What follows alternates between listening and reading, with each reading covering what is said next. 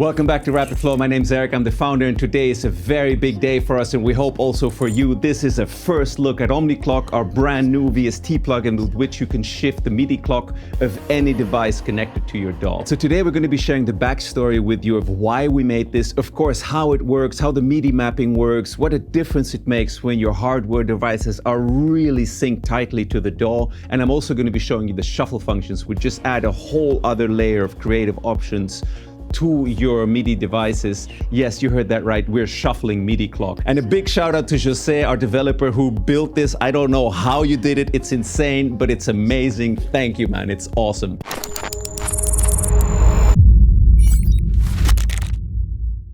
First of all, let me give you a quick overview of what it sounds like and what it does. Right now, we've got this very lovely MFP Tanzpair here synchronized.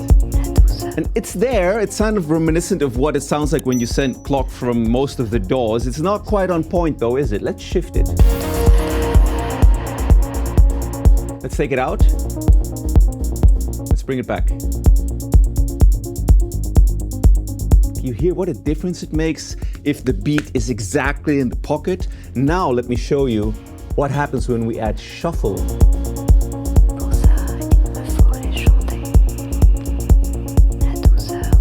So we are right now shuffling the MIDI clock, going to the MFP and giving it a 909 inspired feel. Huge shout out to Robert Babbage, Rob Acid, who let us analyze his 909 to get inspiration for this shuffle pattern. And actually also a huge shout out to Matt Johnson, who was the one that turned me on to these shuffle patterns in the first place and made me realize what I'd been missing out on. Let's try a different shuffle pattern just for fun. EMU 12 inspired shuffle pattern. Let's do it.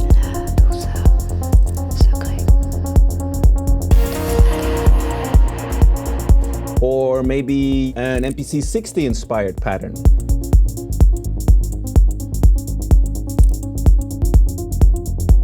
A MFB inspired pattern. Yeah, this one you can go really far with. And not only did we take inspiration from these patterns for the way that the shuffle shifts notes, but we also analyzed and looked at the timing inconsistencies which some of these machines generate, which are part of their vibe. So the 909, believe it or not, it's not as accurate as you may think.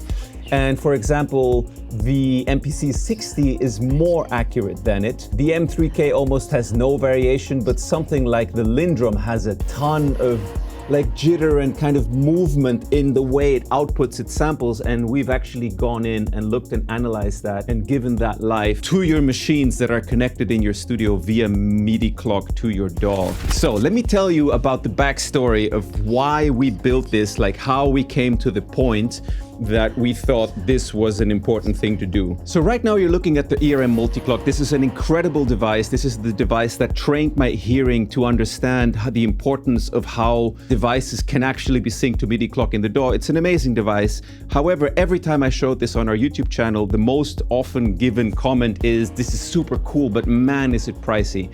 So we started to think about how can we offer a similar kind of experience in a plugin at a much more affordable price. But once we went down that rabbit hole, what we actually started at looking is also how can we take this further? And this is where the idea of shuffling MIDI clock was born. And then of course that led to analyzing all these classic legendary machines, and one thing led to another, and all of a sudden we had a plugin that could do so much. Because what I haven't even shown you is that some machines, we realized, don't respond to MIDI clock as well as other machines, or they kind of need different ways to approach it. So we added different curves, how the shuffle is shuffled to the machine so that they can better lock to it. And then we realized these curves gives you a different feel. Let me switch to a different curve. You see how like they all have a different vibe? So not only do we have the accurate mode where there's no drift and the shuffle is just like clean and mathematical, but actually all the models inspired by these legendary machines can also be varied in themselves with the curves. And this is the final alpha version. These will be labeled in such a way that you know which machines best respond to which curves, but you can also use these creatively. Of course, everything's MIDI mappable. As you're seeing, I'm controlling this with MIDI mapping, which of course gives you more like a hardware feel without having to actually get hardware. And there is one little unfortunate caveat which I have to share with you. These machines, MPCs, MPC keyboards, they take incoming clock and clean it if there's imperfections in it from their point of view. If there's variations, it'll make it straight. So you can MIDI synchronize this, but you cannot shuffle it.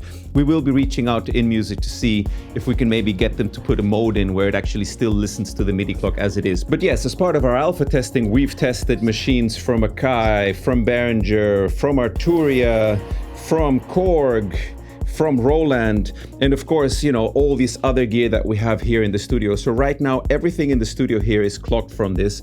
We got a Nord keyboards clocked off of it. Of course, the Moog Muse is clocked off of it. That little Behringer 606 over there in the corner is clocked off of it. The Matriarch over here is clocked off of its instance. And this is the thing, is that you load a separate instance per device that you want to clock. For example, let me show you the Behringer 303. So what we realized is not only can we clock MIDI DIN connected devices, we can also clock devices that are just connected via USB. So if I can show you here, the TT3 Mo here is just getting USB and it's sending audio out. Let me bring it into the mix. Let me show you how easy it is to synchronize it. Take it out. Let's put a 909 shuffle on a 303, why not? So yeah, also synchronizing devices via USB works. It doesn't have to be MIDI DIN sync, which means you can connect anything in your studio and shift its clock. Now, another thing that I want to show you that is absolutely insane, let me bring up the drum machine back for this. Let me show you how ridiculously stable the synchronization is. Let's bring the tempo way up. And now let's take it way down.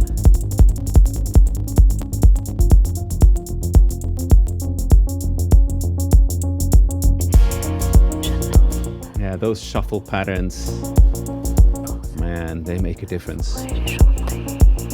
What we've in essence done is created a plugin that allows you to synchronize anything in your studio with hardware level synchronization, box precision, mappable, so you can do it by feel and by listening and have total recall in your session. And of course, because we wanted to make this a bit fun, we also added different custom skins. So let me show you a couple of these. We got the default theme, we got the hi-fi theme, we got the dark theme, we have a warm theme, we have a techno theme, we have a minimalist white theme, and my favorite, this really just dark, very simple monochromatic theme, which I think is super nice. So that's the most important functions of it. Of course, you have a multiplier in case you have machines that are maybe, I don't know, way out of time or whatever, and you just need further range. You can shift things way further back if you need. And the maximum precision with which you can use it is 0.25 milliseconds. Shout out to Matthew Johnson, who let me know that he can hear half millisecond timing differences. So we decided to double that to make sure that we have the best precision so that you can lock in your groove to how it feels right to you. Here you can choose any port, basically any device, any virtual port connected to your system, whether it's a sound card, whether it's a media interface. We also have Electron devices via Overbridge slave to it. I mean, yeah, you can slave basically anything in your studio now to MIDI clock, shift it seamlessly, USB or MIDI or virtual ports. You can connect any kind of converter that you have in your studio to this and send out individual synchronization signals to any machine. So as you can see here, all of these hardware devices have their own clocking signal. And in order to make my life easy for this demo, I just mapped every single shift to one MIDI control just to be able to show you stuff quickly. All right, so this was a first look at Omniclock, our brand new VST plugin. We hope you love it as much as we do. I can no longer imagine working without it. Everything in the studio right now is clocking off of it with a combination of MIDI DIN synchronization as well as USB synchronization. It's about 24 devices right now. And as you can see, it's super stable. If you're catching this video early, you may still be entitled to the launch deal. However, even at full price, I feel that what we're asking for, this is incredible incredibly fair. It's about 10% of what you would pay for a dedicated hardware sync box. And we wanted to share this with as many people as possible, which is why we've made the pricing very accessible. And also you get a ton more functionality with the shuffle patterns and the curves and everything. And you'd be supporting Rapid Flow and my team, where I hope you can tell we're really trying to push the frontiers and move the needle with creative and original plugins that don't exist yet and that really improve your workflow in the studio. So yes, we hope you love this as much as we do, and we hope you enjoy locking all your devices to your DAW in a completely new way. The best way we found to summarize what this plugin can do is that we know that hardware devices have a soul, and now your DAW does too. So we hope you enjoy this. We'll see you on the inside. Take it easy. Bye-bye.